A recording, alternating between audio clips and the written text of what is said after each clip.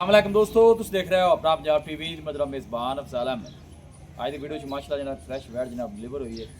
दूसरा वारा माशाल्लाह जनाब डिलीवर हुई है। फ्रीजर और चोरस्तानी जनाब ब्रीड है। ये सिर्फ आगे माशाल्लाह जनाब क्लियर हो गई है।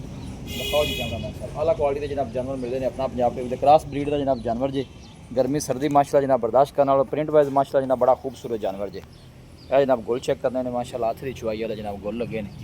है देखो तमीर भाई, कितनी को देर होगी सुई भाई अफजाल है, सुबह सुई है तकरीबन। जेर शेर पा देना घंटा को हो गया सो।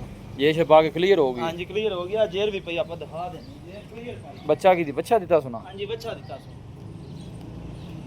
आ जी बस ठीक है। इन थोड़ा छड़ के अपना टोर खा थान थुन पास किते नहीं। हाँ जी थाना बच्चे ने खिलाया जी। क्लियर निकली है थाना। क्लियर थाना मनो अपन चोर नु सील सा हुई। चोर नु सील साओ मैं अच्छा। लो जी लोकेशन तहसील दी बालपुर डिस्ट्रिक्ट कुकाड़ा है। सिटी जेडी जनाब गुजरात शाह मुकीम है। ए बैक साइड तो जनाब आर्डर चेक करा देने, साफ सुथरा माशा जनाब जानवर दा आर्डर जे। ए देखो बस यान दे सो वापस फुल साइज जनाब जानवर जे, क्रॉस ब्रीड दा। और प्रिंट माशाल्लाह जनाब बड़ा खूबसूरत जानवर दा जी। फुल बड़ा साइज है। माशाल्लाह सेहतमंद तंदुरुस्त जनाब जानवर। बिल्कुल सील साओ। और थण वाने दी माशाल्लाह जनाब बड़ी खूबसूरत है। थण बड़े सोहने लगे ने हथ दी चुवाई वाले।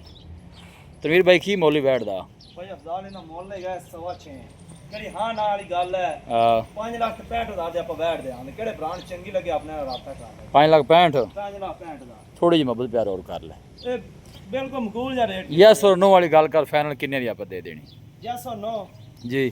ਕਿਹੜੇ ਬ੍ਰਾਂਡ ਚੰਗੀ ਲੱਗੇ जी ਉਹ दस। ਆਪਣੇ ਨਾਲ 5,55,000 ਦਾ ਹੈ। अच्छा 5,55,000। ਹਾਂਜੀ लो जी ए पीछे बछड़ा जे ताज़ा नाड़वा जनाब नाल खड़ा है। ये थोड़ा परा जान दे सन। फ्रीजन चोलस्तानी जनाब ब्रीड जे, क्रॉस ब्रीड का जनाब जानवर।